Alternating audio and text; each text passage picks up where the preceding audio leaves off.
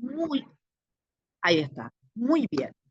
Bienvenidos a estas clases que vamos a compartir, que son clases de pedagogía.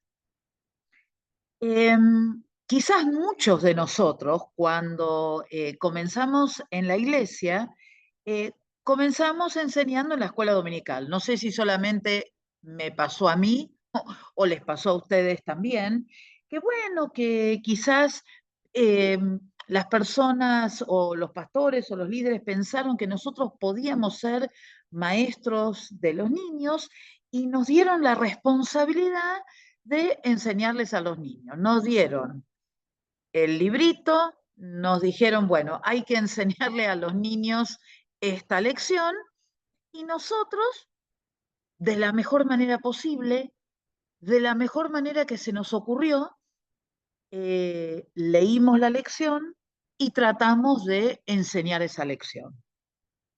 Algunos de nosotros con algún nivel de éxito, otros de nosotros encontramos que ese no era nuestro punto más fuerte y que no nos queríamos dedicar a eso. Otros de nosotros estábamos interesados, pero no sabíamos, no terminaba de cerrar o de cuadrar cómo lo teníamos que hacer. Y eso tiene que ver con dos cuestiones. Una que tiene que ver con un llamado específico que nosotros eh, tenemos de parte del Señor. Dios nos ha llamado a nosotros y nos ha dado distintas capacidades. Entonces, hay una cuestión espiritual importante que nosotros tenemos que tener en cuenta cuando nosotros estamos pensando en la enseñanza. Pero hay también una preparación específica que tiene que ver con la pedagogía eh, y que nos da a nosotros muchas herramientas para nosotros terminar de comprender cómo es que ese proceso se tiene que llevar adelante o cuál es la mejor manera que ese proceso se lleve adelante para que las personitas o los jóvenes o los adultos efectivamente reciban de nosotros una enseñanza y efectivamente nosotros podamos cumplir con el propósito que nos han encomendado o que nosotros mismos nos hemos encomendado.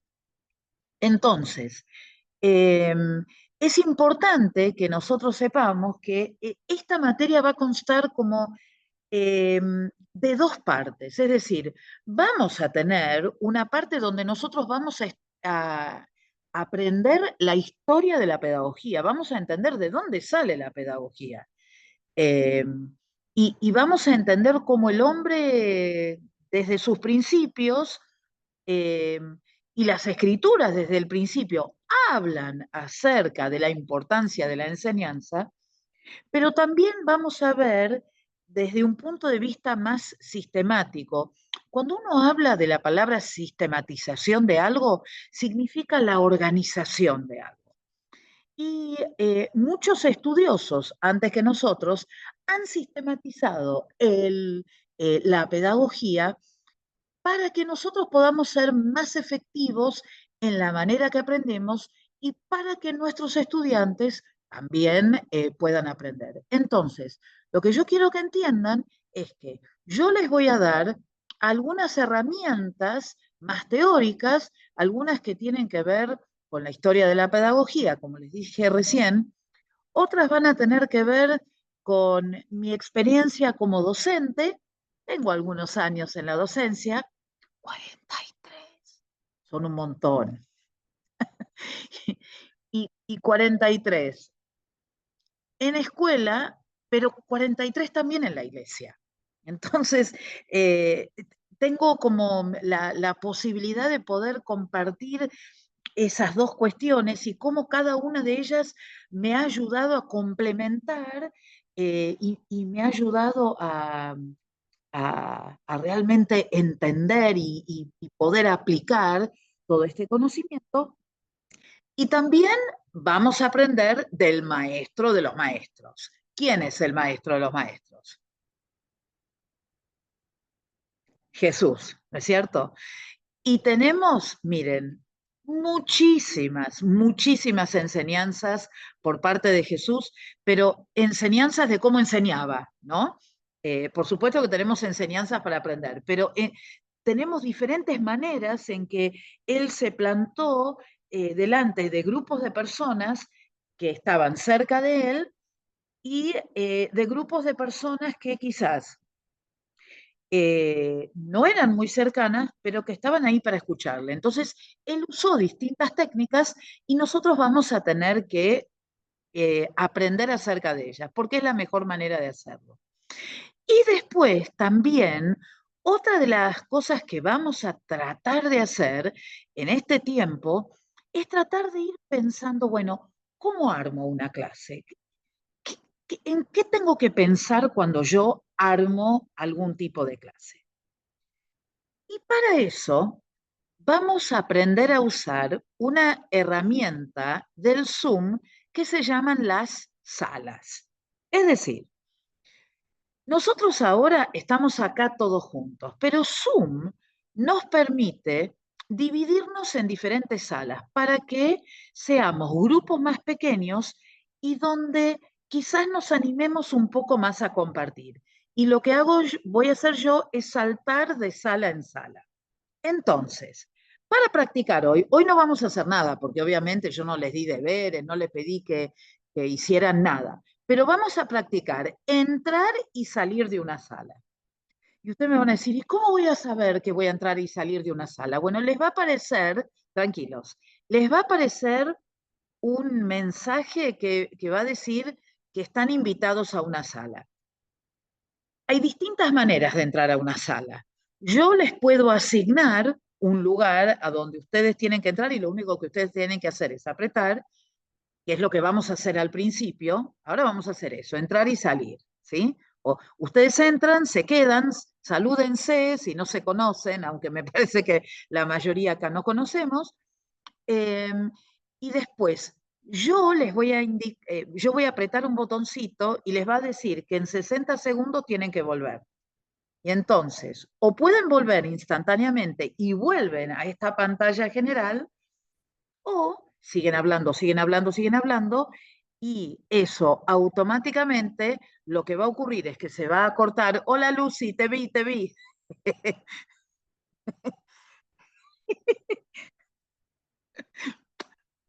No te escucho, pero te veo. Entonces, Perdón, perdón.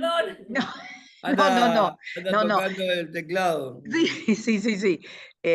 Tengo tantas anécdotas con los Zooms y los padres y los niños que ustedes no se pueden imaginar eh, en la época de la pandemia. Pero volviendo a esto, entonces, le vamos a perder el miedo, ¿sí? Así que ustedes quédense tranquilos. Yo ahora lo que voy a hacer es los voy a invitar a esas salas, los voy a asignar automáticamente y a ver, ¿cuántos somos? 22. Vamos a hacer 5 salas, ¿no? Entonces, lo que yo hice ahora es asignarles una sala automáticamente. Entonces, abro las salas y en algún momento ustedes van a recibir,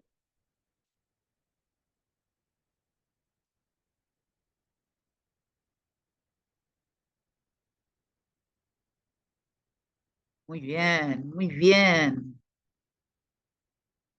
vamos todavía,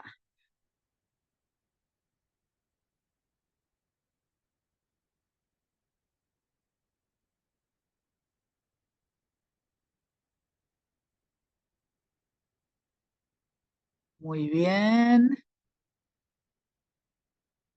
Bueno, los voy a unir. Fabiana y Fabián, buenas noches. Estamos aprendiendo a irnos a salas. A ver, Dorita, ¿la puedo ayudar? No, no, no me di cuenta y dije buenas tardes y me salí, Puede pasar, puede pasar. pero Bueno, saludé. bueno, yo me voy a meter, Jessica y José, también los voy a sumar. Bien.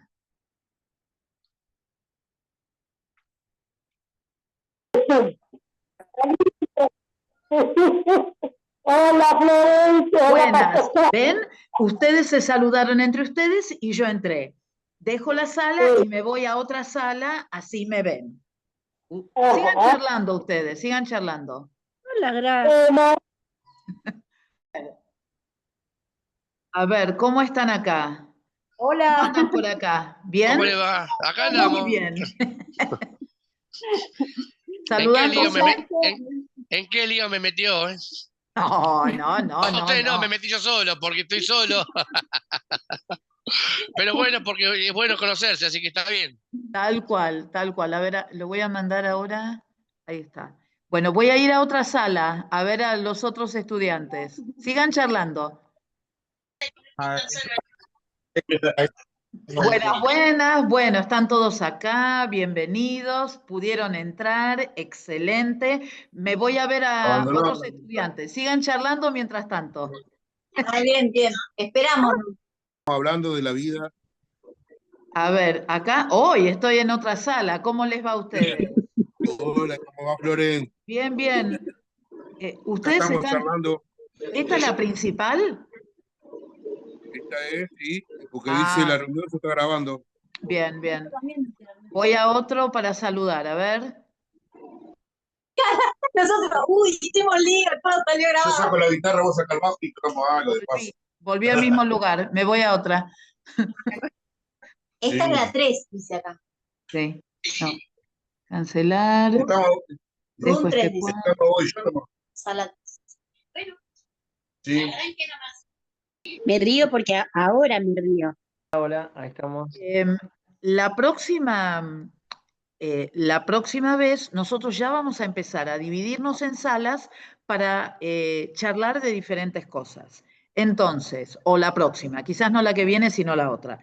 Entonces, si nosotros aceitamos este sistema de poder ir a las distintas salas, va a ser más fácil.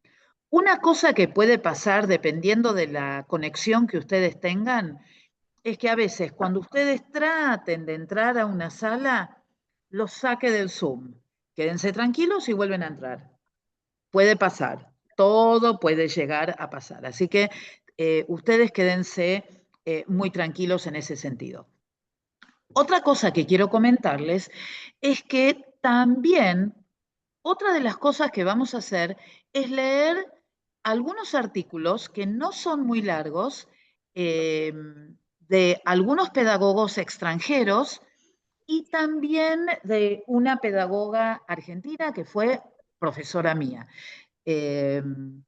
Y que realmente hablan acerca de la educación y hablan acerca de todo lo que tiene que ver con este, digamos, maravilloso momento que nosotros podemos tener, que es el intercambio con nuestros estudiantes.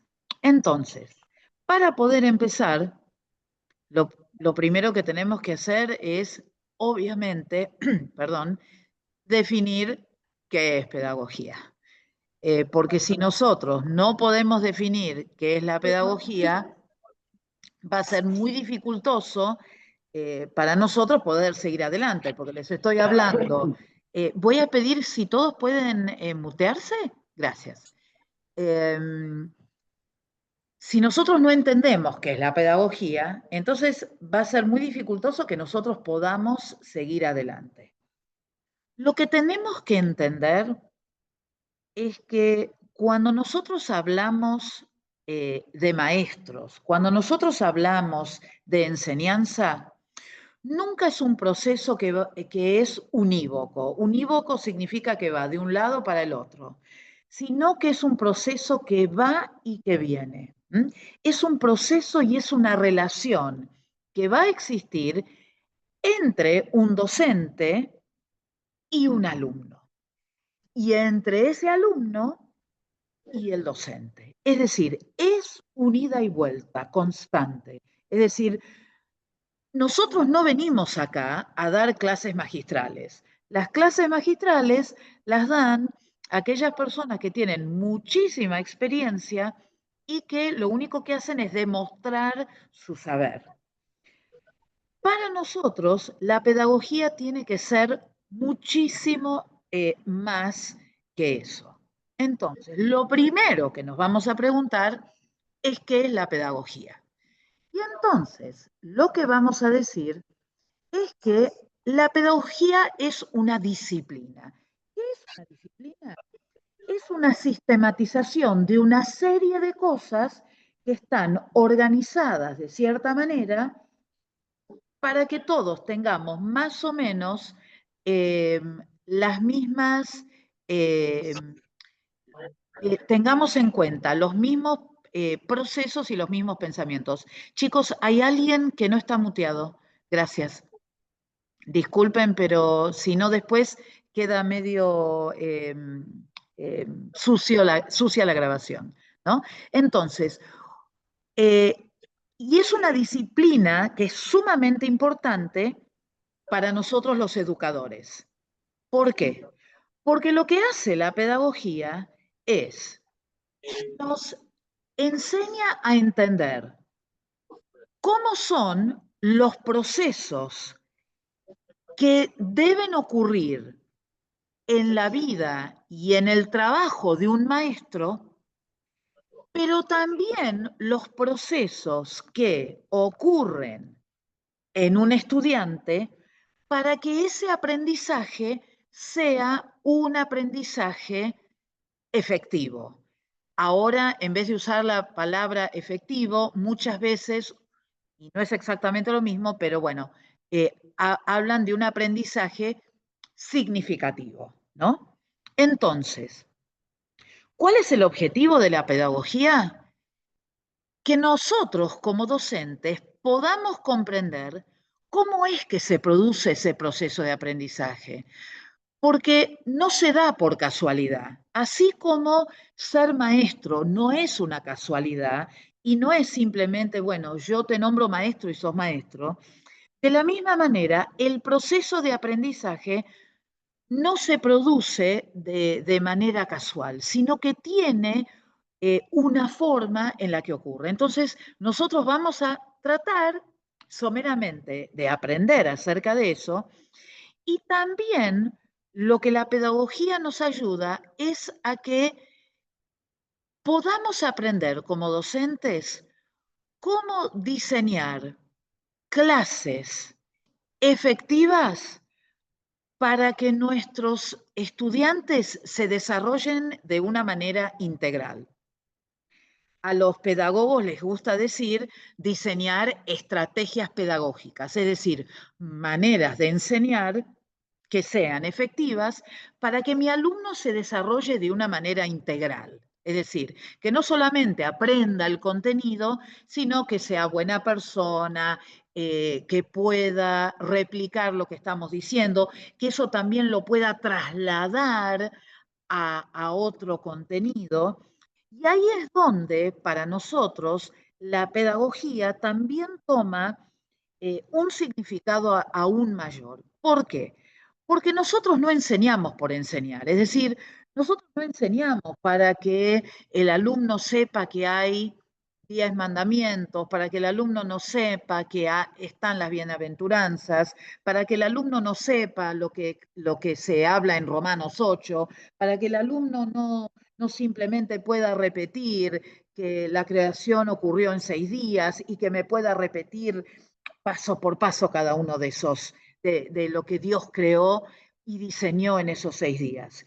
Sino que en realidad lo que nosotros estamos buscando es que ese alumno pueda apropiarse, pueda tomar, pueda internalizar. Miren, estas palabras, apropiar, internalizar, estrategia, son palabras, digamos, de la jerga educativa que nos sirven mucho a nosotros. ¿Por qué? ¿Qué significa apropiarme? ¿Qué significa apropiarme? Tomar algo como nuestro. Hacerlo nuestro. Exactamente. Lo tomo para mí. ¿Y qué es el cristianismo sino tomar de las escrituras para mi vida y ponerlo por obra? Ese es un aprendizaje significativo. Si yo lo tengo solamente en la cabeza y yo lo repito solamente como un loro, ese es un aprendizaje que quedó en algún ámbito del conocimiento, pero que no llegó al alma, al corazón, y que yo no lo puedo poner por obra. Es decir, yo no me apropié de ese aprendizaje. ¿Y cuántos de nosotros no conocemos cristianos que nos pueden recitar la Biblia de memoria, pero que no la pueden poner por obra? Entonces, lo que nosotros queremos es un aprendizaje significativo. Lo que nosotros queremos es diseñar estrategias pedagógicas para que ese alumno se desarrolle y para que ese aprendizaje tenga un significado para él o para ella. No importa cuál sea su edad. Y que también lleve a un desarrollo. Es decir, lo que yo quiero es que mi alumno no quede como está hoy, sino que pueda mejorar, pueda ampliar, pueda crecer, pueda realmente desarrollarse y seguir creciendo. En eso consta, digamos, la pedagogía. También hay otras definiciones que, por ejemplo, no se preocupen en copiar todo esto porque yo después les puedo pasar la presentación y también les voy a pasar la grabación, ¿no? Entonces, lo que nosotros también queremos que que ustedes entiendan es que la pedagogía trata de entender qué es lo que le pasa a la mente de cualquier estudiante, pero desde distintos puntos de vista. Es decir, yo no solamente voy a tener en cuenta y voy a querer que el alumno me repita a mí como un loro todo lo que aprendió, sino que yo quiero encontrar otras perspectivas. Yo necesito entender los aspectos psicológicos de mis alumnos. Es decir, ¿es lo mismo enseñarle a un niño de 2 que a un joven de 14? No, no, para nada. ¿Hay que enseñarle al niño de 2 y al niño de 14? Sí, pero de diferente manera. Y muchos de nosotros lo que hemos hecho es buscar a través del ensayo y del error una manera de llegar a nuestros niños, a nuestros hijos, a nuestros nietos, a nuestros sobrinos. Pero hay muchos que han estudiado acerca de esto. Entonces, lo que nosotros podemos hacer también es ver qué es lo que dicen los psicólogos, ver qué es lo que dicen los sociólogos, ver qué es lo que dicen aquellos que estudian las culturas, que son los sociólogos, para poder entender. Una cosa es enseñar en una cultura como la nuestra, donde todos somos de mover los brazos, de hablar, de gesticular, de comunicarnos y demás. Y otra cosa es ir a como una cultura noruega, una cultura inglesa, una cultura china, una cultura japonesa. Esos aspectos nosotros también los tenemos que tener en cuenta. Es decir, un misionero que sale a compartir las escrituras tiene que entender desde el punto de vista cultural y sociológico la cultura a la que va, porque si no, se va a golpear contra una pared. Y lo mismo nos pasa a nosotros. Si yo quiero enseñarle a un niño de 2 años, bueno, la pedagogía se define como el estudio sistemático de la enseñanza y del aprendizaje, los perdí. Los perdí cuando dije se define. Pero si yo canto con ellos, si yo salto con ellos, si yo les repito una palabra, ese niño va a repetir esa palabra y ese niño va a atesorar esa palabra. Y las escrituras nos dicen que si nosotros instruimos al niño en su camino, cuando sea grande, no se va a apartar de ese camino. ¿Se entiende? Entonces, nosotros tenemos que aprender que todo lo que los estudiosos han aprendido y han investigado fuera de la iglesia nos puede servir a nosotros en tanto y en cuanto nosotros pasemos todo lo que ellos nos enseñan por el tamiz de las escrituras. Es decir, ¿todos los psicólogos son buenos? No. ¿Hay psicólogos buenos? Sí. ¿Hay corrientes psicológicas malas? Sí. ¿Hay corrientes psicológicas buenas? Sí. ¿Hay sociólogos que nos pueden enseñar acerca de la cultura? Sí. ¿Hay sociólogos que lo único que quieren es politizar la sociología? Sí. Bueno, todas esas cosas nosotros tenemos que aprender a leer y a discernir. Y lo que yo quiero tratar también de hacer en pedagogía es brindarles algunos textos para que ustedes lean y yo los voy a ayudar a encontrar algunas de esas claves para que ustedes se den cuenta si todo lo que dice ese texto nos puede servir a nosotros como educadores cristianos o no. ¿Mm?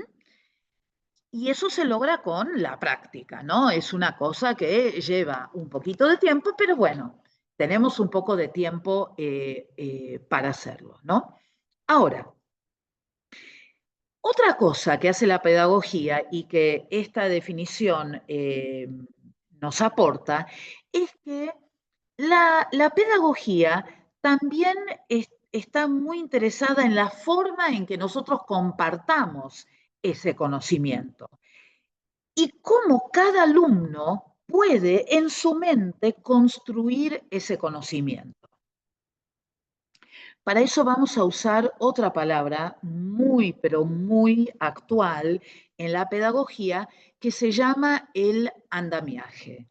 Ustedes saben lo que es un andamio, ¿no es cierto? El andamio es una construcción que lo que hace es me sirve para poder subir y para llegar a un lugar que yo quiero llegar. Si ustedes han participado en la construcción de sus iglesias o en la construcción de sus casas, sin andamio no llegamos arriba, ¿no es cierto? Nuestros alumnos muchas veces necesitan un andamiaje. Es decir, uno necesita partir de abajo y necesita ir subiendo de a poco. Esta materia va a ser, por un lado, una materia en la que yo les voy a enseñar cosas, pero que también es una materia en que voy a aplicar lo que estoy enseñando. Entonces, fíjense ustedes, yo empecé por la definición de pedagogía. Les dije que la pedagogía tiene que ver con el maestro y con el alumno. Les dije que la pedagogía tiene que ver con otros aportes de otras disciplinas que nos ayudan a entender al estudiante. Lo que yo estoy haciendo de a poco es ir andamiando su conocimiento para que de a poco se vayan amigando con la idea de qué es la pedagogía. ¿Por qué? Porque lo que nosotros tenemos que lograr es que nuestros alumnos desarrollen habilidades y competencias. Otra palabra de la jerga educativa muy en boga en estos tiempos, ¿no?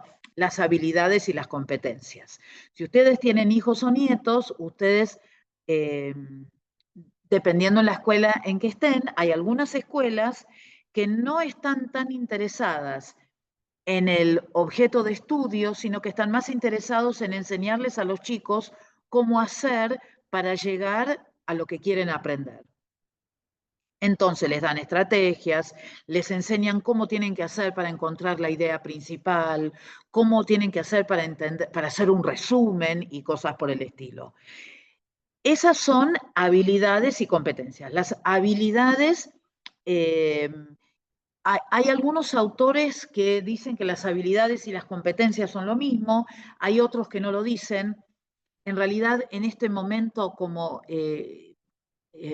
no nos compete tanto eso y no quiero apabullarlos tampoco, lo que quiero decirles es que nosotros también, a lo largo de los 4 años del ITC, lo que también vamos a hacer es desarrollar en ustedes habilidades y competencias. Nosotros queremos que ustedes sean líderes competentes, pero también tenemos que desarrollar en ustedes la habilidad de enseñar, de predicar, de poder desmenuzar un texto bíblico y no irse por las ramas, de poder utilizar un vocabulario adecuado para poder compartir sus ideas, de prepararse de tal manera que no tengan necesidad de usar muletillas.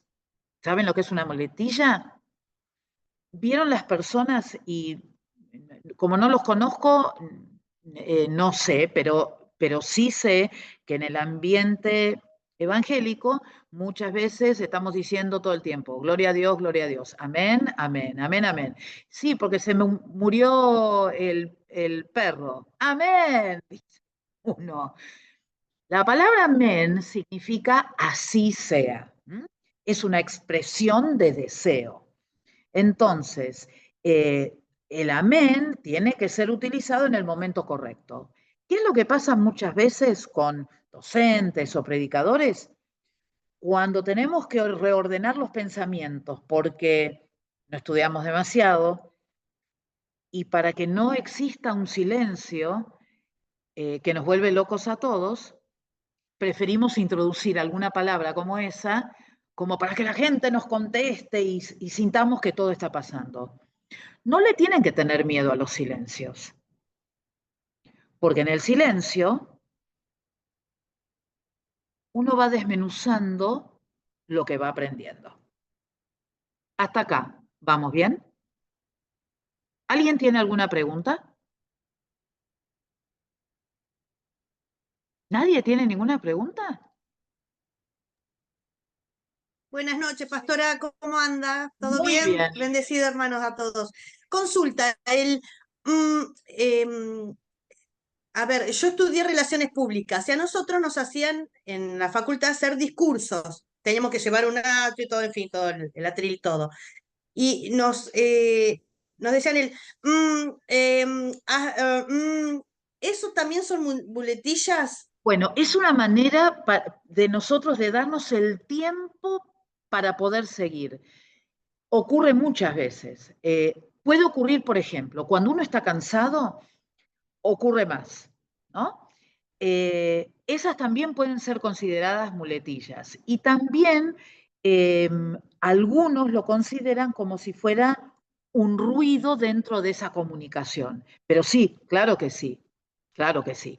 Lo que pasa es que en el caso de un discurso es como como más cuadradito, ¿no? Uno ya tiene la idea de lo que va a decir. En una enseñanza también, porque no es que yo vengo acá y empiezo con el Génesis y termino en Apocalipsis. Les digo, yo he tenido, esperen que así los veo a todos. Yo he escuchado predicaciones que empezaron en Génesis y terminaron en Apocalipsis, predicaciones o enseñanzas. Tenemos que tratar de salirnos de eso, pero eso es como que lleva tiempo. Uno hace lo que puede con lo que tiene. Entonces, yo no quiero que nadie se sienta acá o lo estoy criticando o menospreciando lo que hicieron. Lo que estoy diciendo es que a partir que empezamos a entender qué es la pedagogía, no nos podemos quedar con lo que sabíamos. Hay que ir para adelante y hay que tratar de mejorar. Obviamente que en un grupo tan grande no voy a poder escuchar a 25 enseñanzas, pero sí les voy a dar la oportunidad para que preparen mini clases que ustedes van a compartir en esas pequeñas salas para ir soltándose y ayudándose mutuamente.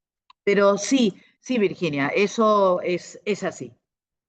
Bien, volvamos entonces, así no me pierdo. Ahí está. En lo que quiero decirles, ¿no? Entonces, cuando nosotros somos docentes, nuestro objetivo más grande es que el objeto de estudio, que en nuestro caso van a ser las escrituras, lleguen al corazón de nuestros alumnos. ¿Para qué? Para que la puedan poner por obra. Ese tiene que ser mi objetivo. Y lo tengo que hacer de la mejor manera posible, para que realmente mi alumno pueda sentirse inspirado para poder estudiar, para poder poner en práctica lo que estamos enseñando, para poder investigar más las escrituras, para poder alimentarse más de ellas.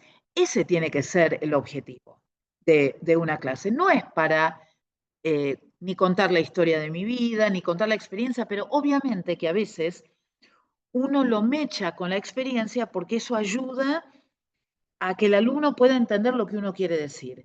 Pero yo no vengo a contar la historia de mi vida, no, yo vengo a explicarles cómo hacerlo de la mejor manera posible, ¿no? Bien. A ver, ay, no me deja cambiar, esperen. Ahí está. No, me fui para atrás. Ahí estamos. Ahí estamos. Bien. Hay algunos otros conceptos que también nosotros queremos tener en cuenta cuando nosotros hablamos de la pedagogía y de la educación en sí misma, y es que a medida que la gente va estudiando más y más acerca de la educación, lo que ocurre es que vamos mejorando la manera en que enseñamos y nuestros alumnos también mejoran la manera en que aprenden. Es decir, cuando yo puedo realmente entender cómo funciona el cerebro, entonces yo puedo maximizar la manera en que ese alumno pueda aprender. Y que ese aprendizaje no solamente sea un aprendizaje cognitivo, como dice acá, el desarrollo de las habilidades cognitivas, sino que también sea un desarrollo de las habilidades socioemocionales, es decir, de las emociones y cómo yo me relaciono con otros, Biblia pura, mis queridos hermanos, y la cuestión ética también, es decir, cómo uno debe ser, de acuerdo a lo que dicen las escrituras. Ahora, también la pedagogía a lo que nos va a ayudar es a que nosotros podamos crear otra palabra que van a escuchar mucho en la jerga educativa, que es hablar de un ambiente de aprendizaje. Es decir, el alumno se tiene que sentir seguro, el alumno se tiene que sentir cómodo, el alumno tiene que sentir que nadie le va a apuntar el dedo para decirle vos no sabés y yo lo sé todo.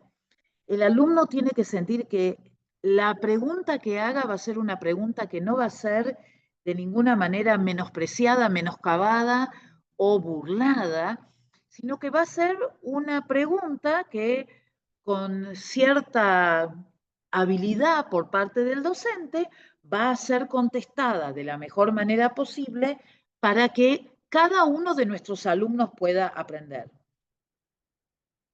Y acá viene otra palabra que a algunos los debe poner un poco nerviosos, que es la palabra inclusivo, un aprendizaje inclusivo. Y claro, uno escucha la palabra inclusivo y dice, ay hermana, pero ¿qué es lo que usted me está diciendo? Ya me está viniendo con las teorías de Lessig y toda esa historieta que de lo inclusivo, de la igualdad de género y toda esa historia. Pues no, miren, nada más inclusivo que el ITC. En los 450 alumnos que nosotros tenemos alumnos que no terminaron la primaria, que están cursando la secundaria, que terminaron la secundaria, que tienen educación terciaria, que tienen educación secundaria. Es decir, tenemos de todo el rango y del espectro educativo. ¿Qué queremos decir con una educación inclusiva? Que nosotros aceptamos a todos los estudiantes. ¿Por qué? Porque nosotros entendemos que lo que ellos están haciendo es tienen sed de aprender las escrituras.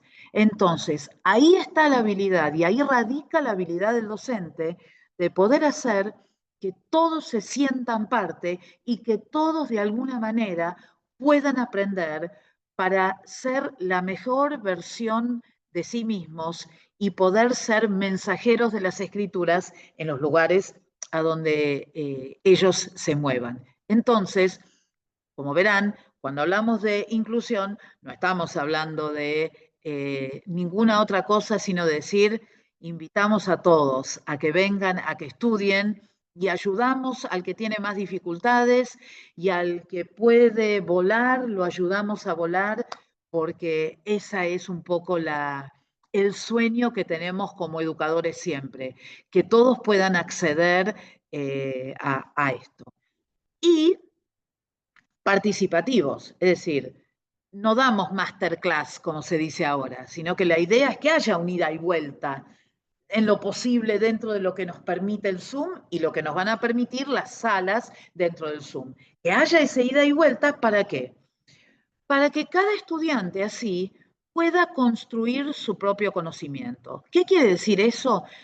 Que lo que nosotros estamos buscando, otra digamos, palabra muy en boga y en la jerga educativa. Es decir, lo que yo quiero y lo que yo deseo y lo que cualquier, digamos, maestro busca es que el alumno pueda ir armándose y pueda armar en su cabeza un bagaje de conocimientos que estén ordenados, que puedan estar relacionados, que pueda saber que hay cosas que uno ve en Génesis que después las ve en el Nuevo Testamento, que uno ve cosas en el Pentateuco que después las ve aplicadas también en Hebreos. Es decir, que cada alumno pueda de tal manera apropiarse, tomar ese conocimiento, que lo pueda relacionar y lo pueda poner en práctica. ¿Para qué? Para desarrollarse como la mejor versión de sí mismo. El mejor cristiano posible, la mejor cristiana posible, el mejor predicador, la mejor predicadora. Y todo lo que nosotros podemos llegar a imaginar o pensar dentro de lo que el Señor quiere hacer con cada una de nuestras vidas. Ahora, como todo, algunos de ustedes me mirarán y dirán, nunca voy a ser maestro. Y está bien, está bien. Yo nunca voy a ser evangelista. No es mi llamado. Ahora, todos en algún momento vamos a ser maestros, porque todos en algún momento, como líderes, vamos a tener que mentorear a personas para que tomen nuestro lugar. Queridos, no somos eternos. Entonces, como no somos eternos, lo que tenemos que hacer es preparar a las generaciones que vienen para tomar nuestro lugar. Y la manera en que lo vamos a hacer es enseñándoles y ayudándolos a comprender cómo tienen que aprender las distintas cosas y que mirándonos dentro de dentro de la imperfección misma que somos cada uno de nosotros, que puedan examinarlo todo y retener un poquitito de lo bueno que nosotros podemos llegar a tener.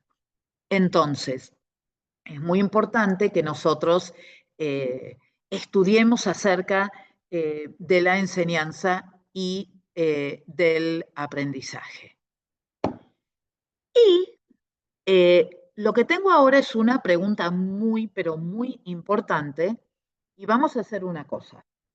En este momento, bueno, la pregunta dice, ¿cuál es la diferencia entre una predicación y una enseñanza? Y son 19:48.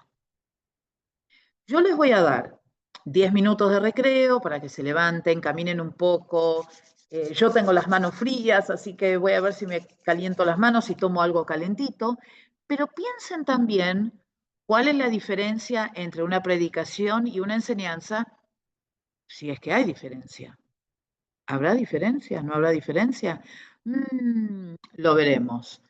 En este momento ya son 19:49, así que podemos cerrar las cámaras, nos vamos, nos levantamos, 20:09, volvemos. Gracias. Vamos.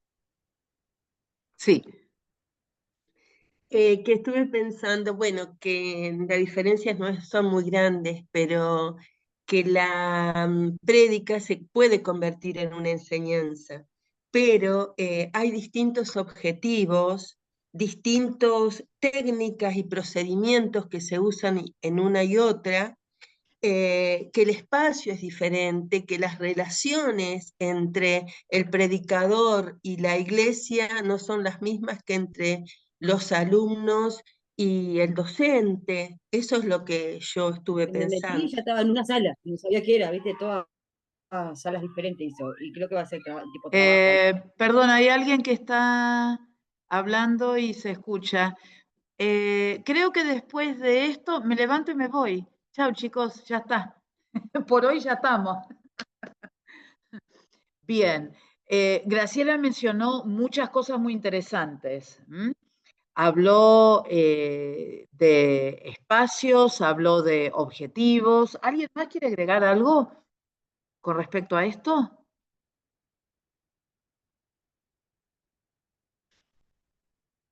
No se preocupen si no es acertado. Prefiero que lo conversemos porque es la única manera de aprender. Vamos. Luciana de Campana. ¿Cómo no, Luciana? Te oigo. Yo lo que pensaba era que la prédica, cuando uno predica, Dios sabe, ¿no? Por ejemplo, ¿no? Voy a hablar de Juan el Bautista. Y Dios sabe a cada uno en su corazón, en su espíritu, en qué ministrarlo con ese mensaje. Que todos van a escuchar el mismo mensaje, pero en cada uno individualmente va a quedar algo distinto.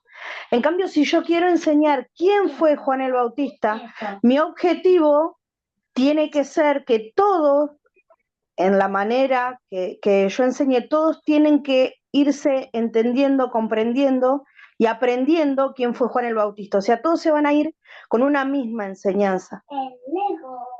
Ahora, hago la siguiente pregunta. ¿Podemos ministrar a través de la enseñanza? Sí, creo que sí. También podemos ministrar a través de la enseñanza. Sí, Es sí. algo importante. Sí, sí. Ya entiendo, Luciana, a lo que vos estás apuntando y creo que sí entiendo que muchas veces la predicación tiene como objetivo ministrar a la persona. Es decir, hablando un poco de los objetivos que decía Graciela, cuando yo tengo una prédica, la prédica tiene un objetivo claro que yo tengo en un determinado rango de tiempo, que no es muy largo, porque la atención de un adulto, yo no sé si ustedes saben, es una atención que tiene como máximo 20 minutos. ¿Sabían ustedes eso? Que ustedes me pueden prestar atención continuamente durante 20 minutos. Entonces, lo que uno tiene que hacer, si una prédica, perdón, Pastor César, pero si una prédica va a durar 40 minutos, entonces uno tiene que lograr la manera de llegar al objetivo que uno quiere llegar, a poder ministrar al corazón de esa persona, porque ese es un poco el objetivo de la prédica, en un espacio de tiempo corto y sabiendo que la atención de todas las personas que nos escuchen no siempre va a ser de la misma intensidad. Pero sí pensar también, y de hecho ha pasado y mucho, que Dios también usa a los maestros para ministrar a las personas. Pero ¿qué es lo que ocurre con una enseñanza? Cuando hablamos, por ejemplo, del rango de tiempo, la enseñanza siempre va a durar más. Siempre nosotros tenemos más tiempo para enseñar. Es decir, cuando nosotros estamos pensando en enseñar algo es porque no queremos que el efecto sea inmediato. Mientras que en una predicación uno quiere que el efecto sea inmediato. Yo quiero que la gente se convierta, quiero que reciba al Espíritu Santo. Cuando digo quiero, estoy pensando en el objetivo, ¿no? Uno desea que el Señor haga una obra que tenga que ver con sanidad o con lo que Dios le marcó que tiene que hacer en ese momento. Es decir, es una cuestión a corto plazo. La idea es que en en ese espacio de tiempo, que son 40 minutos, las personas escuchen, entiendan y actúen. Por el contrario, cuando nosotros hablamos de una enseñanza, estamos hablando de algo a un plazo mucho mayor, es decir, estamos hablando de algo que va a ir a un largo plazo. Es decir, si mi objetivo, por ejemplo, es que ustedes entiendan sobre pedagogía. Bueno, no lo voy a lograr hoy, sino que espero que a lo largo de todas nuestras clases, de nuestras 6 o 7 clases, que nosotros podamos llegar a esa comprensión para que podamos llegar a comprender también, valga la redundancia, la importancia de la pedagogía dentro de la Iglesia cristiana. Muchas veces la enseñanza es más profunda. Al tener más tiempo, tenemos mayor capacidad de ahondar bien en lo que nosotros queremos enseñar. Es decir, y eso se ve mucho en el discipulado. Cuando uno da clases de discipulado, lo que uno está haciendo es enseñarle las cosas básicas, supónganse, si es un nuevo cristiano, ¿no? Si es un discipulado de nuevos cristianos, lo que uno quiere hacer es que ese nuevo cristiano lo vamos a ir acompañando, es como que lo estamos ayudando a caminar para en algún momento largarlo solo y para que ese nuevo cristiano pueda vivir su vida cristiana de manera independiente.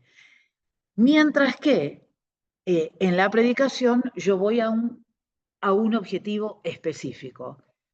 Que entiendan la importancia de esperar, que entiendan la importancia de recibir el Espíritu Santo, no sé, la importancia de ofrendar, el objetivo que nosotros nos planteemos para una predicación o lo que Dios ponga en nuestro corazón. La predicación sí, como dijo Luciana, sí tiene que ver con la administración, porque eso es lo que nosotros estamos buscando ministrar.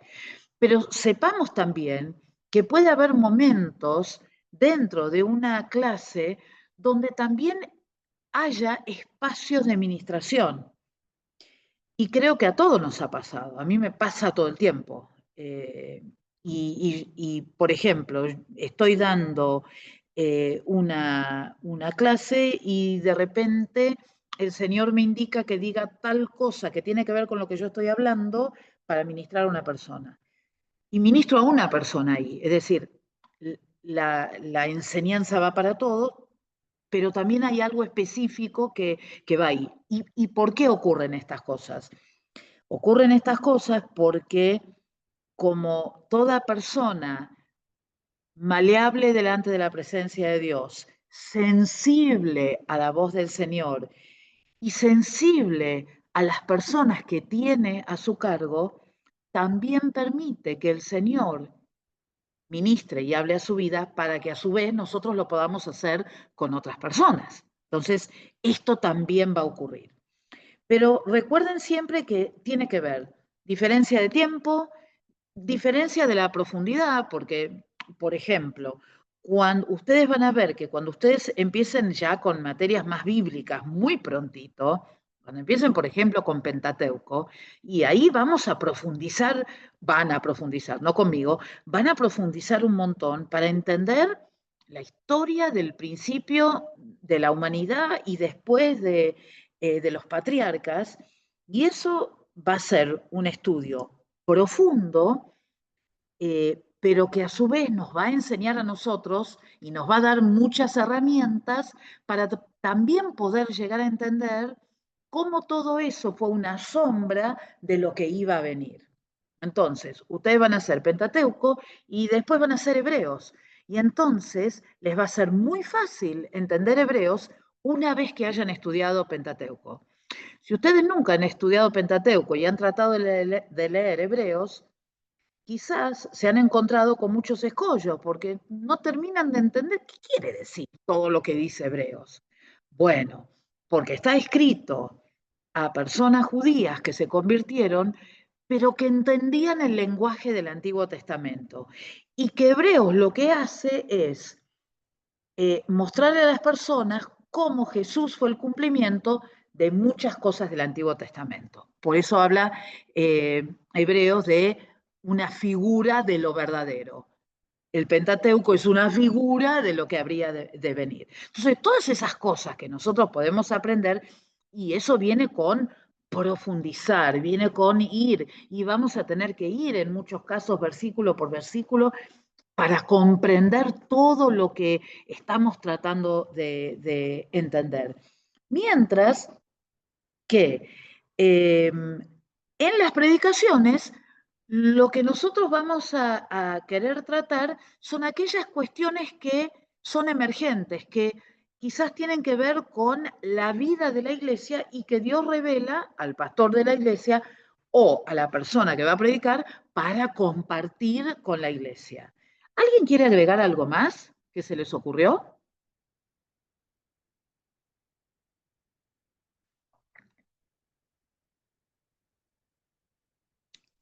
Bueno, mi esperanza es que a medida que vaya pasando el tiempo vayan adquiriendo más confianza y alguno más quiera compartir. César, ¿vos querés decir algo? ¿Te gustaría decir algo? No. No, perfecto. Vas bien, Flor. No, pero totalmente de acuerdo. O sea, aunque en ciertos momentos, por lo menos en mi caso, me gusta que la prédica tenga enseñanza. En ese caso, para que quede, sabemos que en una prédica queda un porcentaje de todo lo que has dicho y que por eso se resalta ciertos puntos de la prédica para que queden específicamente y después todo lo que uno pueda decir, pero siempre trato de que las prédicas sean con enseñanza porque, bueno, como decía, no tengo un ministerio evangelístico, es más siempre para el lado de enseñar. Entonces, una prédica puede tener enseñanza, pero no va a tener la profundidad como cuando nos paramos en un discipulado o en un instituto, en todo eso. Entonces, sí creo que las dos cosas pueden tener de las dos, pero siempre cada una tiene su profundidad y su efecto, ¿no? Claro. Eso. Y una cosa que también les quiero mencionar y que tiene que ver con esta dualidad entre la predicación y la enseñanza, es que también cuando uno lee los originales, siempre se habla que Dios llamó a algunos pastores maestros, es decir, el pastor tiene esa doble función siempre, de tratar de tener ese espacio donde va a predicar, a compartir las buenas nuevas, pero que también siempre va a querer tratar que parte de eso que está predicando le quede en las personas para que esa persona pueda vivir a lo largo de esa semana. Lo que ocurre también es que 40 minutos es poco tiempo para hacerlo. Entonces, una cosa importante es que una iglesia que tiene una o dos predicaciones semanales o tres predicaciones semanales, depende del hábito y de las costumbres de cada pastor, que eso también esté complementado con una enseñanza. ¿Por qué? Porque Graciela dijo algo también muy importante. La relación que existe entre la congregación y el pastor es diferente a la que debería existir entre un maestro y sus alumnos. ¿Por qué?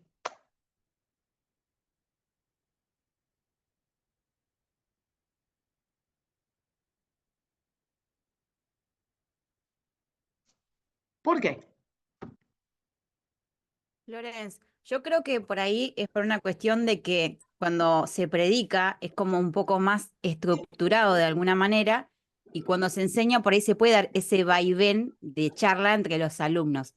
Por ahí la prédica, normalmente el que está escuchando no se va a poner a conversar con el pastor. Exactamente, ahí está la cosa. En una predicación, la persona que escucha es un oyente y escucha, internaliza, pero su participación es mínima, poniéndose de acuerdo, diciendo un amén, quizás aplaudiendo en algún momento, asintiendo cuando escucha algo que le parece significativo. Ahora, En una enseñanza tiene que existir una ida y vuelta. ¿Por qué? Porque lo que el maestro tiene que tratar de hacer en una enseñanza es invitar al alumno a que haga preguntas, a que trate de, a que trate de internalizar lo que está diciendo, pero que también, si hay algo que no entiende, que lo pueda expresar, que alguien se lo pueda explicar, que alguien lo pueda ayudar a comprender, que lo podamos ver a la luz de las escrituras. Entonces, eso es también una diferencia importantísima, porque en una predicación, si uno tiene alguna duda, lo que uno irá a hacer es, cuando termina, quizás ir a hablar con el pastor y hacerle alguna pregunta específica. Pero digamos, en una cuestión, en una clase, la idea es que ese intercambio sea constante y que haya un ida y vuelta. Es decir, que vayamos armando la clase con los estudiantes y que nunca, nunca, nunca le tengamos miedo a las preguntas de nuestros estudiantes.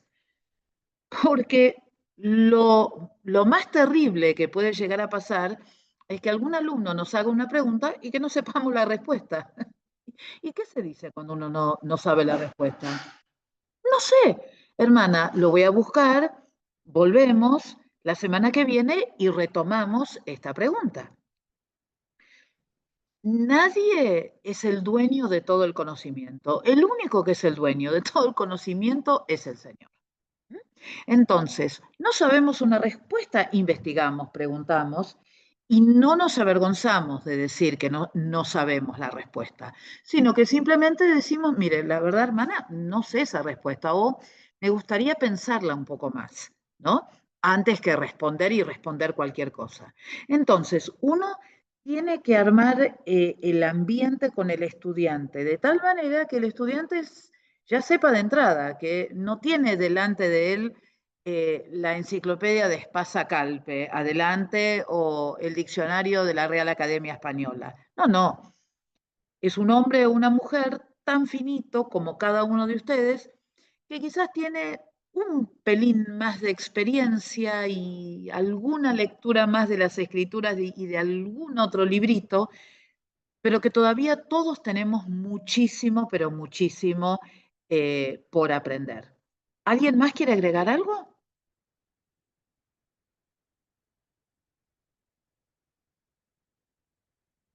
Bueno, si nadie más quiere agregar algo, Sí, yo. sí, yo. cómo no, yo. ¿Quién es yo? Raquel, Raquel, sí, Raquel de Zárate. cómo no. Aparte, bendiciones, pastora. Aparte, pienso yo que en la enseñanza, lo hablo por el conocimiento, por la escuelita, es como que es una intimidad más, un ámbito más cerrado, más íntimo entre el maestro y los alumnos, y realmente a veces una enseñanza que uno lleva preparada se convierte en un ida y vuelta, pero también a veces hasta en un intercambio entre un juego, entre cambio de pensamientos de los chicos, porque es como usted dice, a veces le preguntan algo y bueno, uno se queda ahí también y es verdad, no hay que mentirle a los chicos, ¿no? Y decirle, bueno, lo voy a averiguar, lo voy a aprender porque no sabemos todo. Pero con respecto a la predicación, yo también pienso que es una enseñanza, porque detrás de cada predicación yo creo que el predicador, el fin que tiene es dejarnos una enseñanza.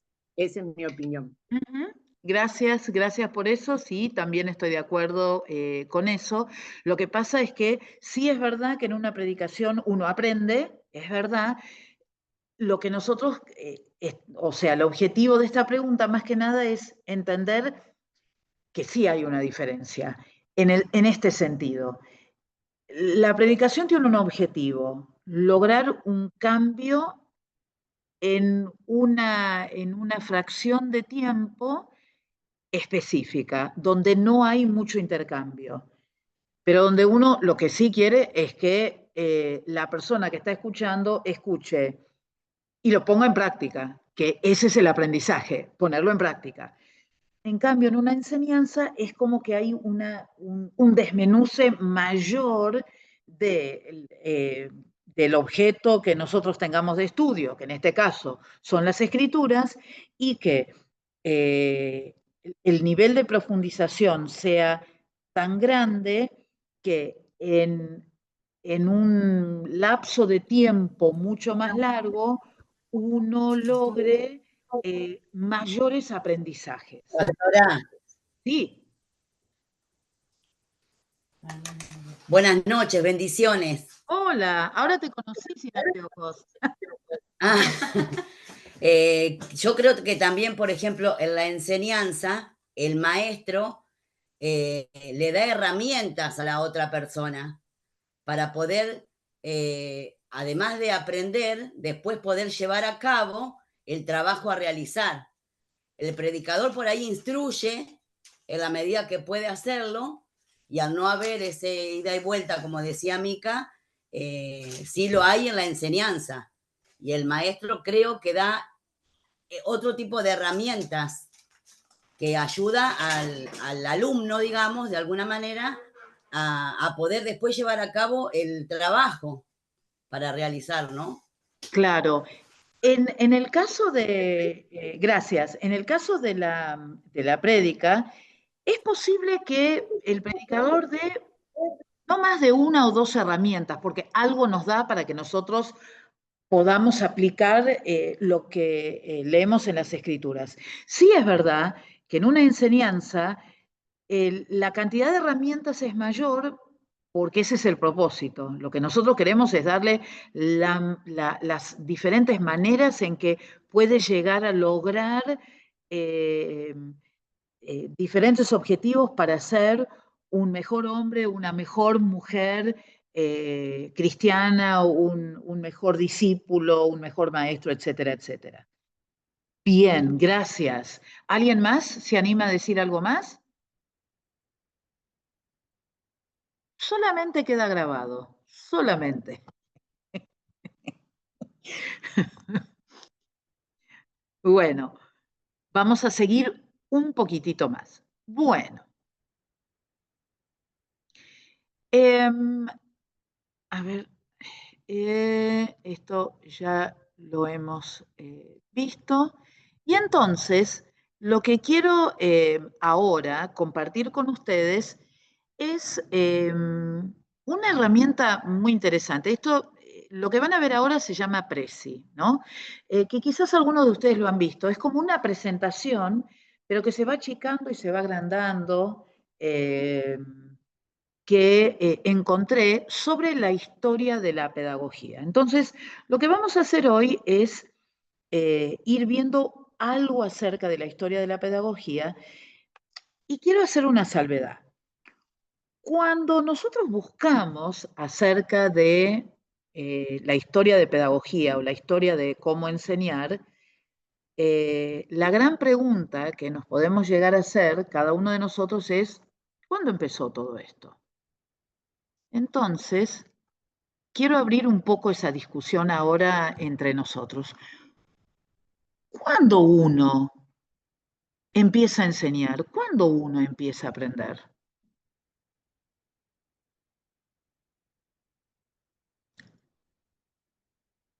¿Cuándo? ¿Será desde el momento en que uno tiene noción de que existe, por ejemplo? Porque para mí aprendemos continuamente, desde que nacemos. Bien, desde antes que tenemos noción. Porque cuando nacemos todavía no tenemos, esto es algo interesante también. ¿Ustedes sabían que el pensamiento, ¿cuántos de ustedes piensan? Algunos pocos, algunos pocos. Pero les voy a decir algo sumamente interesante. El pensamiento está muy ligado al lenguaje. ¿Por qué? Porque uno piensa con palabras. Entonces, es muy interesante lo que dijo usted, Dorita, porque a veces hasta los bebés no tienen noción de algunas cosas porque todavía no tienen desarrollado el lenguaje, pero empiezan a aprender. porque nos miran a nosotros. ¿Cuántos de ustedes delante de un niño no ha hecho ma, ah, gu, gu, gu, gu, ah, da? Y cuando lo repiten, ¿qué hace? Oh, qué lindo. ¿Qué es lo que está haciendo ese niño? ¿Está aprendiendo por qué? ¿De qué manera está aprendiendo? Imitando. Imitando, claro, Imitando. escuchando y poniendo la boca de determinada manera para imitar. O, por ejemplo, cuando aprenden a agarrar. ¿Ustedes sabían que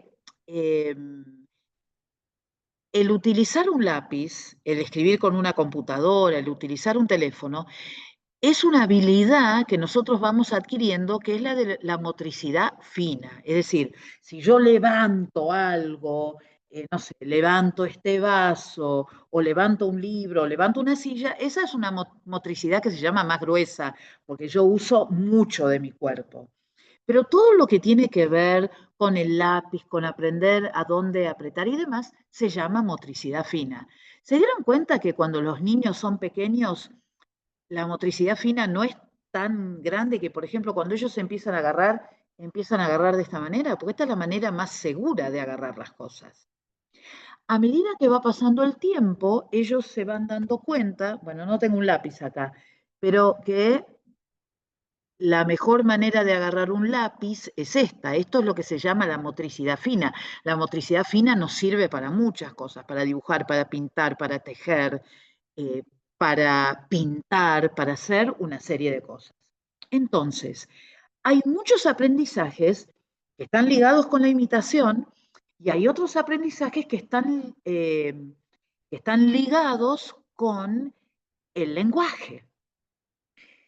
Por eso es que ustedes habrán escuchado que una de las maneras de desarrollar nuestro vocabulario es a través de la lectura. ¿Por qué? Porque lo más que leemos, lo más internalizamos palabras, y esas palabras que internalizamos después nosotros las comenzamos a usar.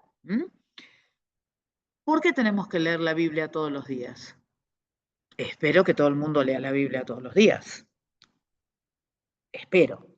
Deberíamos entrar en esa constancia de leer las Escrituras todos los días. ¿Pero para qué lo hacemos? Para que las Escrituras lleguen hasta lo más profundo de nuestro corazón, para que después las podamos poner por obra. Con los aprendizajes es lo mismo. Entonces, ¿a qué venía esto? Pastora, Sí, me olvidé lo que iba a perdón, decir. yo me quedé pensando, ¿y la criatura que no oye, que no ve? Ah, bueno, pero muy Porque interesante. tiene que ver mucho el entorno social Absolutamente, ahí, absolutamente. y que una enseñanza no garantiza el aprendizaje. Bueno, muchas cosas se está diciendo, Virginia. Vamos de a una. Perdón, Primero, vamos a hablar de las personas que tienen falta de oído. Las personas que tienen falta de oído, lo que ocurre es que no pueden escuchar. Entonces, al no escuchar, muchas veces tienen que aprender diferentes maneras de poder comunicarse. Ustedes habrán escuchado que personas que son hipoacúsicas o personas que son sordas tienen dificultades en la pronunciación. ¿Por qué? Porque no pueden imitar la calidad del sonido que tiene alguna persona que puede escuchar correctamente. Y aquellas personas, y esto tendríamos que hablar con algún experto, ¿hay alguien acá que sepa el lenguaje de señas? ¿No? Bueno, entonces voy a decir un poco lo que sé y nada más. Yo no sé si ustedes han observado, porque ahora es bastante común ver que hay en discursos y en algunos actos, ustedes ven a personas que mientras que la persona está hablando, ellos están haciendo una traducción en lenguaje de señas. Pero es un lenguaje muy acotado, es decir, lo que se traduce es la idea fundamental. Con lo cual, lo que esa persona puede llegar a comprender y después repetir es mucho más acotado de del privilegio que tenemos cualquiera de nosotros. En el caso de una persona no vidente, diferente es la cuestión, porque al tener el oído, ellos pueden escuchar y entonces es mucho, pero mucho más fácil poder absorber y captar ese lenguaje para después poder repetirlo. Se van a perder otras cuestiones que tienen que ver con el sentido de la vista y otras percepciones. Y ni les cuento lo que ocurre con una persona que es sorda y que tiene que aprender a hablar. Porque muchas veces un niño que es sordo tiene dificultades para hablar, pero tiene voz. Lo que pasa es que no oye para poder imitar. Entonces, y ni les cuento si la persona es sorda y ciega. Existe la historia de una mujer, es impresionante la historia. La mujer se llamaba Helen Keller. Y Helen Keller había tenido, creo que sarampión o varicela, una de esas enfermedades, y había quedado ciega y sorda. Y entonces de niña ella era un torbellino. Cuando ella se describe a sí misma, ella se describe como un animalito, porque no sabía cómo relacionarse con el mundo exterior, porque no veía ni escuchaba. Hasta que tuvo una maestra que la acompañó durante casi 50 años de su vida y que le fue enseñando a través de un lenguaje que era táctil, las diferentes cosas. Y una de las primeras palabras que le enseñó fue agua. Y ese fue un aprendizaje mucho más complejo porque esta mujer, Helen, ella cuenta después cómo ella ponía su mano sobre la garganta de su maestra para tratar de imitar los sonidos. Y logró hablar, y hay grabaciones de ella, porque ella hasta fue a hablar a las Naciones Unidas y demás. Entonces, ustedes habrán visto también que en algunas iglesias cristianas también hay hermanos y hermanas que conocen el lenguaje de señas justamente para ayudar a personas que o son hipoacúsicas o son sordas, para que también puedan comprender lo que está pasando. Así que el lenguaje es un poco diferente para las personas sordas. Muy buena pregunta. Y me había hecho otra pregunta. Pastora, y a continuación con esto, ahí tiene que ver la relación que hay entre enseñanza y aprendizaje, porque el aprendizaje se puede dar efectivo, o sea, lo que uno quiere enseñar, que se dé, que no se dé, o que se dé de una manera o otra cosa distinta. Sí. Por esta situación por ejemplo, Sí. que dimos. Puede ser por esta situación, puede ser por una situación del alumno per se, que tenga alguna cultural, cuestión, social, de todo. Falta de alimento, pueden ser muchas cosas las que intervengan para que, aunque yo dé una excelente clase, no necesariamente eso garantice el aprendizaje. Y eso es otra cosa importante a tener en cuenta. Es decir, el hecho que yo me prepare muy bien no me garantiza a mí que mis alumnos aprendan. Por eso es que constantemente lo que nosotros tenemos que hacer es ir testeando y viendo si nuestros alumnos están comprendiendo de lo que nosotros estamos hablando. ¿Por qué? Porque otra cosa de la cual también vamos a hablar y que también es una cuestión de experiencia también, pero que la podemos ir ejercitando, es esta cuestión de, si yo soy un maestro, yo puedo tomar distintas pruebas, ¿no es cierto? Y esas distintas pruebas son como fotos de mis alumnos en un momento especial de su vida que me muestra algo que el alumno sabe y algo que el alumno no sabe tampoco. Me muestra algo que yo enseñé o algo que yo no enseñé también. Es decir, los estudios Uy, hay tanto para hablar y me gusta. Los estudios de pedagogía nos dicen que en una clase de una determinada cantidad de alumnos, nosotros vamos a tener una gran cantidad de alumnos que estén en la media, algunos alumnos que estén por sobre la media y que hayan entendido todo y que lo pueden replicar todo, pero que también vamos a tener quizás en nuestras clases algunos alumnos que les cueste un poco más. Esa es una realidad. Ahora, lo que nosotros tenemos que lograr es seguir desafiando a aquel que puede rendir más, seguir acompañando a aquel que está en la media y ayudar al que le está costando todavía a que pueda incorporarse a esa media. Y es ahí donde, ligado a esto de la foto, de la prueba, del ejercicio por nota que yo tome, es que yo tengo que entender que eso me da una foto del alumno. Ahora, ¿es lo único que yo quiero ver del alumno, la foto del alumno? ¿O también sería interesante ver el proceso que el alumno tuvo desde que empezó la clase hasta que la terminó? El proceso también es muy importante. Es decir, yo necesito fotos.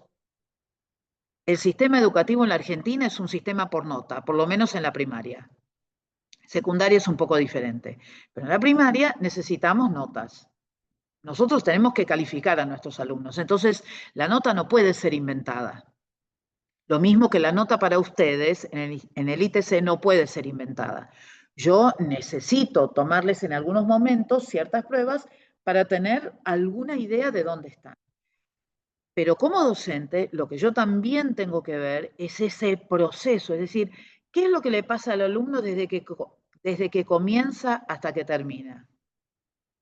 Por supuesto también, y esto hago un paréntesis, sería mucho más fácil si nosotros nos viésemos cara a cara. Para mí sería mucho más fácil. Pero no les voy a negar que ya estoy un poco canchera con esto del Zoom y uno se da cuenta y uno puede ver a medida que las personas van participando más, van haciendo preguntas, van haciendo comentarios, cómo eso va mostrando el interés, el compromiso, las ganas de progresar que tienen nuestros alumnos. Con lo cual, nosotros tenemos que estar listos para poder ayudar a todos nuestros alumnos. De aquellos que les cueste un poco, bueno, de darles otras oportunidades para que puedan llegar, porque sí es verdad que nosotros tenemos una nota a la cual tenemos que llegar, pero no podemos perder de vista ese norte que, de última, lo que nosotros queremos es que nuestros alumnos puedan aprender a aplicar las escrituras y que las puedan aplicar de tal manera que sean mejores personas. Entonces, ¿es un alumno una nota? No, es una persona a la cual estamos ayudando a que llegue a su mejor lugar, a la mejor versión de sí mismo. ¿Sí? ¿Y había otra pregunta o esa era toda, Virginia? Vos dijiste otra cosa. No, había dicho también que la enseñanza no garantiza el aprendizaje, pero que viene todo también con lo que usted, Sí, Pastor, ahí explicó. está. Entonces, está bien, está bien. Sí, Eso. sí, sí. Sí, sí, sí. Yo puedo preparar la clase magistral y maravillosa, pero si todos se sacan 5 o 4 o 3, yo me tengo que replantear, algo hice mal. O enseñé mal o diseñé mal la prueba, que eso lo vamos a ver un poco más adelante, algo pasó. Pero que si eso pasa en los estudiantes es porque algo pasó con el docente. Entonces, por eso yo siempre le digo a mis estudiantes, para mí los parciales y los finales no son solamente para ustedes, también lo son para mí, porque también me muestran a mí el lugar a donde cada uno de ustedes y de yo y en el lugar en que yo estoy. Lo último que quiero decirles antes de despedirnos tiene que ver con lo que vamos a comenzar a ver y que tiene que ver con la pregunta que les hice acerca de ya me acuerdo, de cuándo empezamos a aprender. Porque esto es lo que pasa también en una enseñanza. Una pregunta disparadora, como la mía, lleva a que lo que nosotros tengamos para decir pueda ir para diferentes lugares. Y que todo tiene que ver con todo, es decir, lo que dijo la hermana Dorita fue muy pertinente, lo que dijo Virginia fue muy pertinente, y entonces pareciera que yo me fui por las ramas, pero no me fui por las ramas. Esto es lo que hace una enseñanza. Me permite irme por las ramas, porque yo estoy contestando las preguntas y después trato de encauzar otra vez. En cambio, en la prédica, y yo sé que tengo que hablar del hijo pródigo y no puedo hablar de otra cosa. Tengo que concentrarme en el hijo pródigo. Perdón, en la parábola del hijo pródigo. Quiero concentrarme en el hijo pródigo, es otra historia y otro aspecto de la predicación. Entonces, mi pregunta iba a que cuando yo hablo de la historia de la pedagogía, lo que ustedes van a encontrar es que la historia de la pedagogía empieza con el hombre de las cavernas. ¡No! Y uno dice, ¿pero cómo? ¿Cómo va a empezar así? Bueno, empieza así, y aquí viene mi primera intervención, porque ustedes tienen que entender que la pedagogía está basada en un estudio humanístico de la educación. ¿Qué significa un estudio humanístico? Que está centrado en el hombre. Entonces, obviamente que para la pedagogía, ¿dónde empezó la enseñanza? Y en el hombre de las cavernas, que agarró el pedazo de piedra, que aprendió a cortarlo, que lo usó para cortar la piel, para vestirse y para comer, y que lo dejó impreso en alguna pared, etcétera, etcétera. Entonces, no nos tenemos que escandalizar con eso. Es parte de lo que la pedagogía dice, que es el comienzo de la enseñanza y del aprendizaje del hombre. Nosotros no lo tomamos como tal. ¿Se entiende? Nosotros entendemos que Dios le dio al hombre capacidades en el huerto del Edén que mal usó y que después tuvo que reaprender a usar, porque es muy interesante esto. Y por supuesto que siempre digo que es lo último que voy a decir y nunca es lo último que voy a decir. Pero fíjense ustedes que cuando ustedes estudiaron al hombre de las cavernas, vieron que hay como un proceso que va desde de la piedra al bronce, o al cobre, al bronce, al hierro, y es como que va avanzando, como que el hombre va haciendo un proceso y va aprendiendo y va mejorando sus distintas técnicas, ¿no? Y sus distintas herramientas.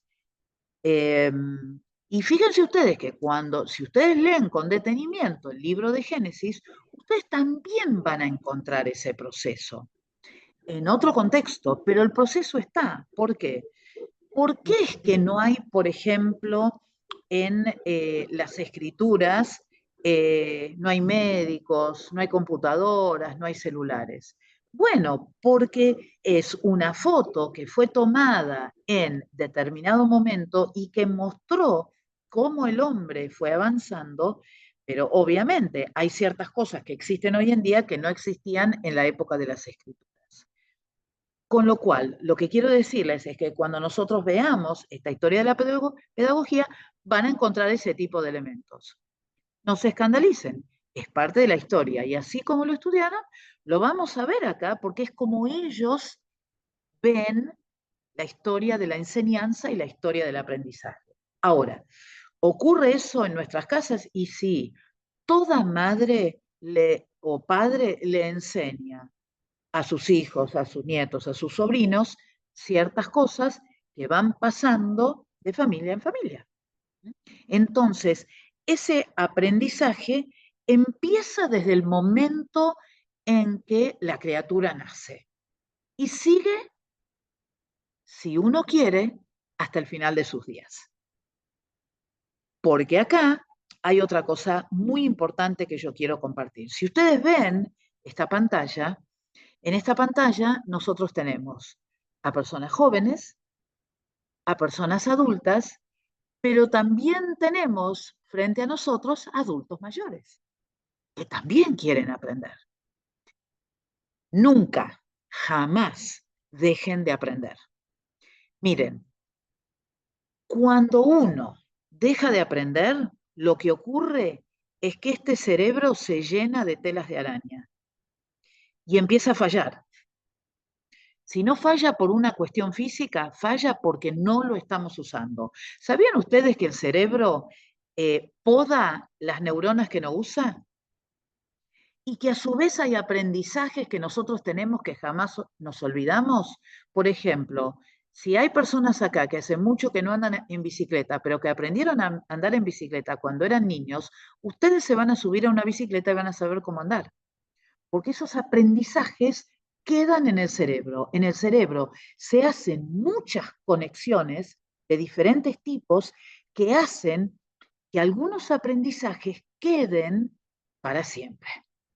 Entonces, que haya adultos mayores que quieran aprender son un ejemplo para muchos de los jóvenes que están acá para decirles que nunca hay que dejar de aprender.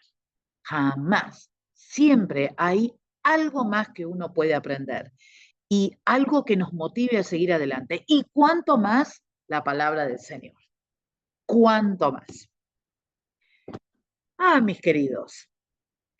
Muchas gracias por estar. Aprehende, no sé cómo, Sí, que sí, son dos palabras distintas sí, y lo va pasando de generación en generación. sí, es así. Pero son las dos palabras a la vez. Son las dos palabras a la vez, porque uno es lo que uno internaliza, uno es lo que uno internaliza y otra cosa es lo que uno, de lo que aprendió, comparte con los otros. ¿Se entiende?